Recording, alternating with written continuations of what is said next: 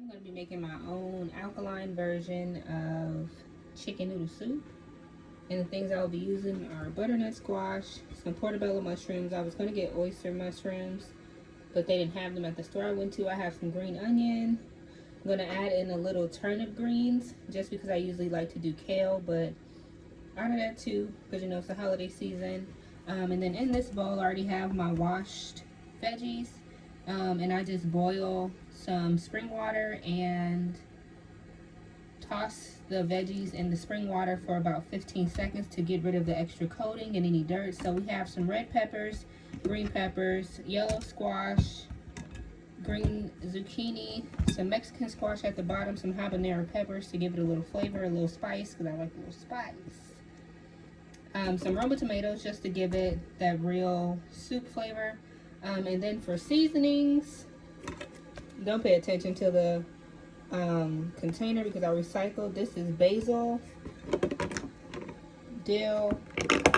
This is cayenne pepper, not citrusy garlic. This is an alkaline. I just recycled all of my seasonings. This right here is the holy grail, and it is in fact alkaline. As you can see, it is thyme, marjoram, savory, rosemary, basil, sage, and lavender. I'm not sure about marjoram, but I'm gonna use it anyway. The lavender gives food a nice kick if you've ever tasted lavender, like fresh lavender tea. Sea salt, oregano, and some of my things don't have labels on them because I buy my food from a grocery store that has a bulk section so I can get all of my seasoning. Have some ground sage, some allspice, some fresh thyme that's going to give it that chicken flavor, the chicken noodle soup flavor. This is coriander, some anise, if I said that right. This is garlic powder. Has some annatto powder. I only use a little annatto because annatto has a strong flavor. And then I'm going to give these another try. I tried them before, but they were too gritty, so hopefully they come out better in soup. So I'm going to go ahead and chop up all my veggies, and I'll be back to let you guys know how I saute everything. So this is my garlic mix. Since I'm alkaline, we don't use garlic. So this is yellow onion, shallots, and I was trying to show y'all ginger at the bottom, but I'm girl over here spilling stuff, girl. Just wasting food. So I'm gonna go ahead and saute my fresh thyme and my garlic mixture. Just let that cook down a little bit while I finish sauteing the rest. Or not sauteing, girl, what am I talking about? Lord have mercy, get me off of here. So I can finish chopping up the rest of my veggies.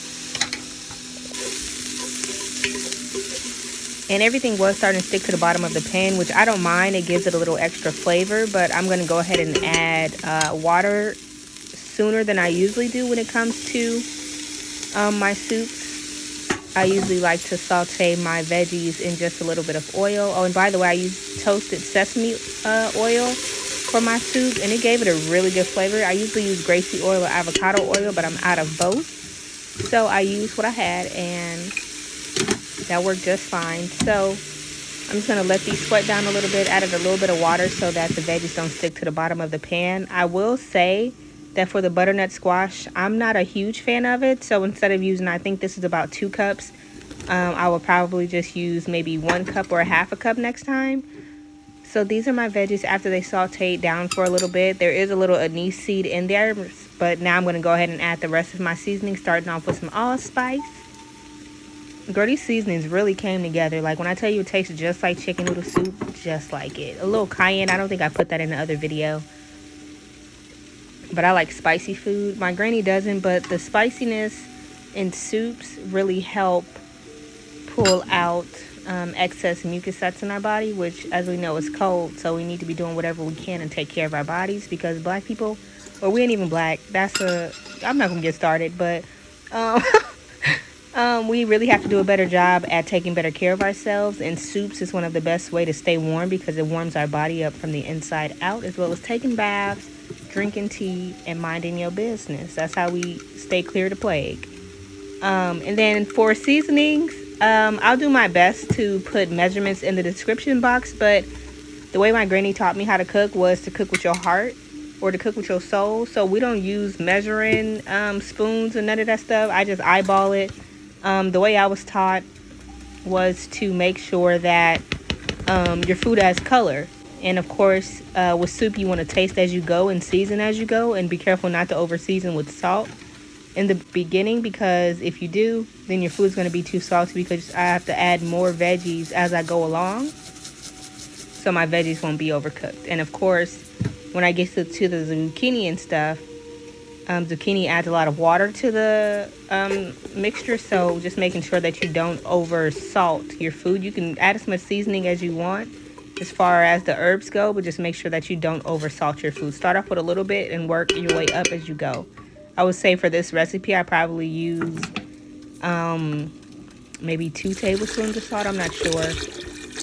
And so I'm adding my water a little earlier than I usually do. Again, because things were sticking to the bottom. But the sea moss tea, and of course you can click the link in my bio or the link in the description box to order your sea moss.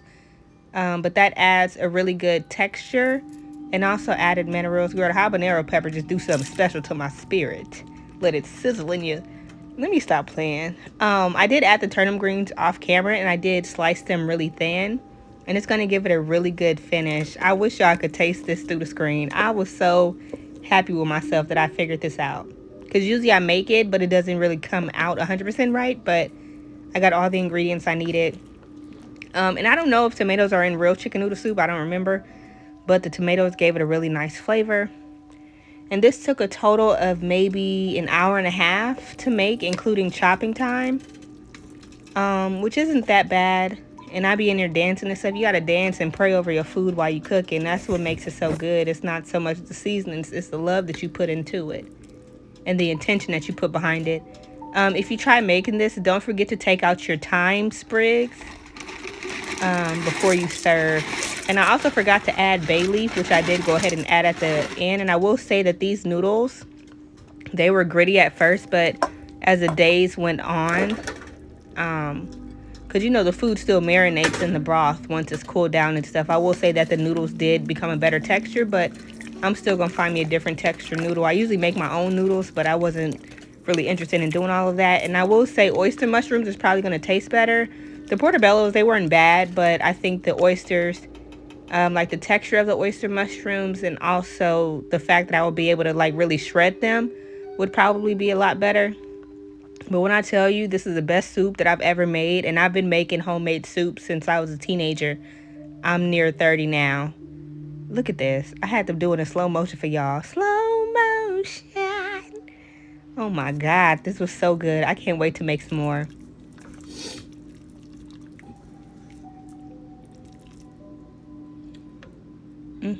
Girl, gotta get a little taste test to see what them noodles hitting for.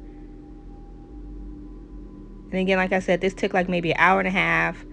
I don't cook my food on high. I cook it on maybe like a 3.5, 4. So that's like a what is that? Medium high, I think. Medium low. I don't know. One of them. But okay, I'm all done making this chicken noodle soup, and I already taste tested it, but I wanted to come on here. Well, y'all can't even see me. I wanted to come on here and taste test again, or taste test on camera, so y'all could see how I'm feeling.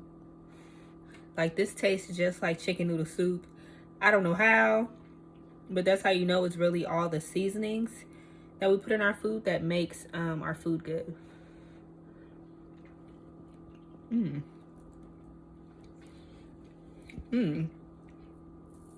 Type of shit that make you Harlem. Oh, I'm not supposed to be cussing out here. I'm gonna work on it. And the noodles came out fine. And the habanero peppers did a really good job. I'm not 100% satisfied with the... Let me move away from the light. And I don't know why that's doing that. I'm not 100% satisfied with the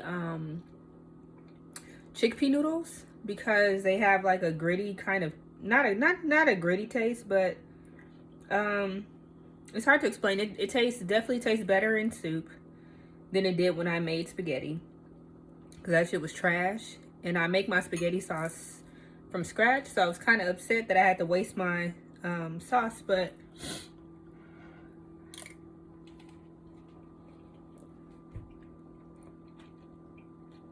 it's an okay texture. I would probably try a different type of pasta next time, but This tastes exactly like chicken noodle soup. Exactly like it. So,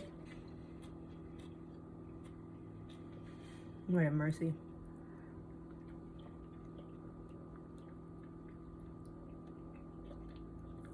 Now I was a little scared of the butternut squash because I've never really cooked with it, besides the one that's pre-chopped. And if you do use butternut squash, please wear gloves, because I used just a knife, I think, to cut the skin off, and it made my hands peel. So be careful using butternut squash, because the latex, I think it's latex or whatever it is, the substance that comes out once you cut it, be careful of that, because it does make your hands peel. So my hand is like really funny looking right now, but this soup is so good. 10 out of 10. I would definitely recommend, including the green onions. The green onions to give it another flavor. And then also the habanero pepper, I diced that up real small, and it gives it a nice spice, but it's not overly spicy. I made this for my grandma, or my granny. I don't call her grandma. Excuse me. I don't know what.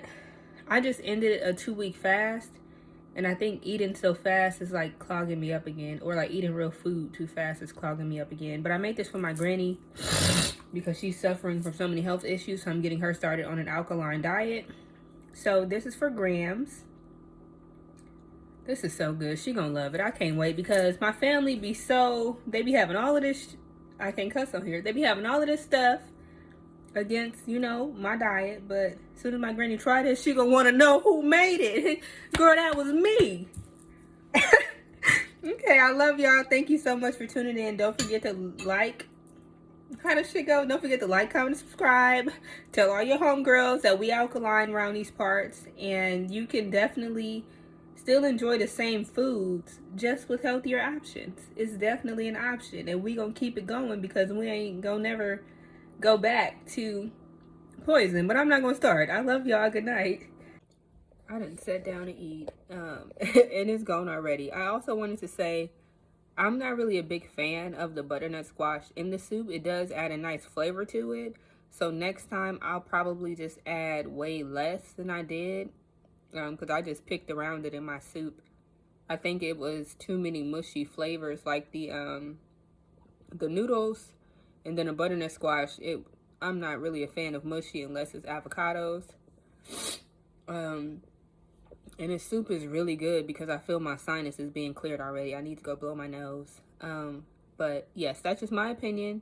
Again, like I said, try the recipe out. It will be down in the description box for you guys to all try out, because it is cold and we need to be drinking more hot liquids and eating more soups, a whole lot more soups, to keep our body warm. Excuse me, during this cold winter that they got going on. All right, bye.